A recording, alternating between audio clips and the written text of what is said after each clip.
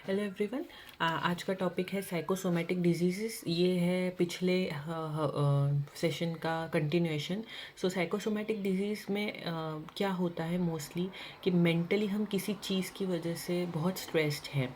Continuous हमारे दिमाग में कोई चीज़ छोटी छोटी बातों के लिए स्ट्रेस चलता है, या हम बहुत सैड हैं या उदास है किसी वजह से, तो क्या होता है कि हमारी जो बॉडी की एनर्जी है वो धीरे धीरे करके डिप्लीट होती जाती है, कम होती जाती है। और इस वजह से हमारा बॉडी का इम्यून सिस्टम सप्रेस होता है और डब्ल्यूबीसी फॉर्म होना भी कम होते हैं।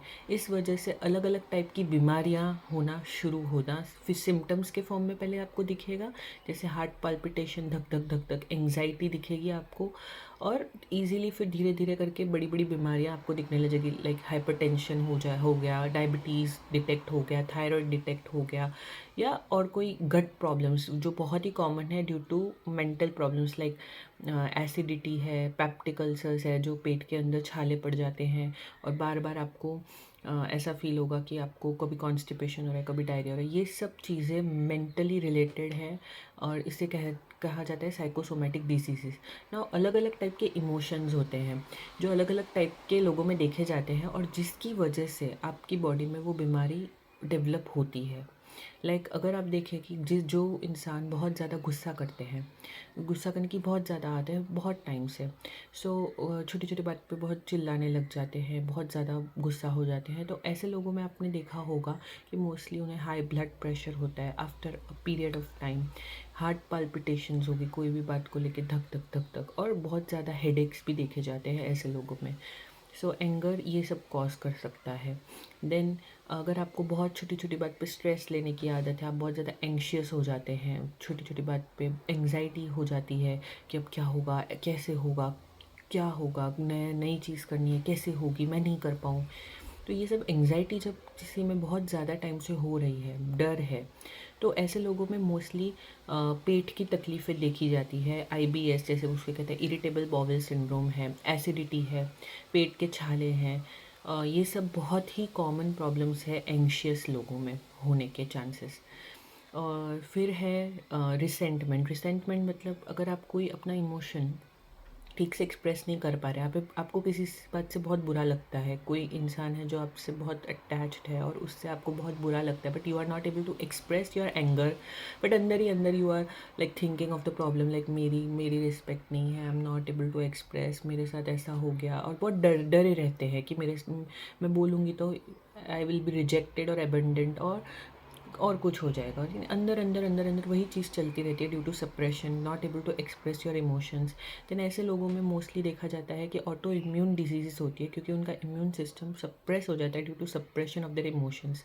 तो ऑटो इम्यून डिजीज़ बहुत ही खतरनाक होती है, क्योंकि मोस्टली क्या होता है कि ऑटो इम्यून डिजीज़ ग्रेव ही होती है, बड़ी टाइप की होती है। उसमें डॉक्टर्स भी स्टीरॉइड्स कन्वेंशनल ट्रीटमेंट में देते हैं और इवन इम्यूनोसप्रेसेंट देते हैं, जैसे आपकी इम्यूनिटी और नुकसान ना करे आपकी बॉडी को, तो वो और इम्यूनोसप्रेसेंट ड्रग्स और स्टीरॉइड्स ही देते हैं।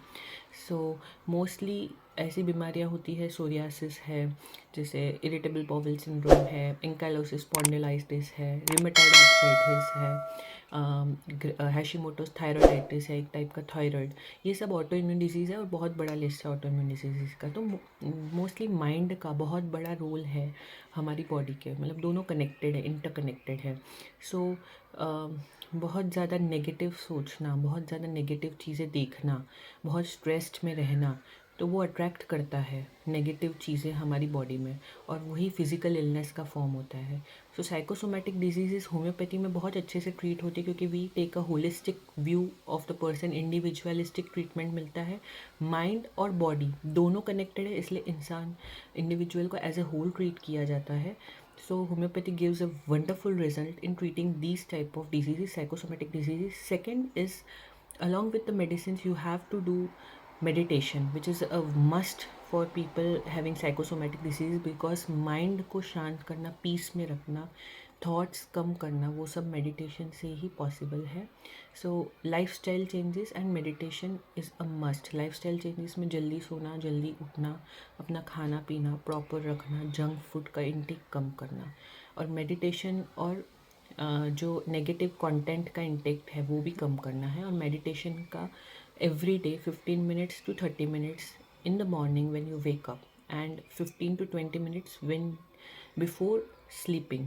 ये दोनों नियम होने ही चाहिए. Thank you for watching my video. If you have any questions regarding psychosomatic diseases, you can comment in the comment section below. Thank you.